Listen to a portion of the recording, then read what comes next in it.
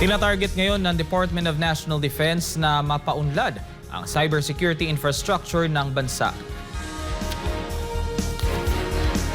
Sa payag ni DND Secretary Gibo Teodoro, nakikita nilang kinakailangan ng Pilipinas ang tamang infrastruktura, hardware, software at iba pa tungo sa mas mabisang cybersecurity. Ayon kay Teodoro, kalakip ng kooperasyon sa cybersecurity ang kritikal na political analysis kasama ang foreign partners, kaparehong mga bansa at treaty partners.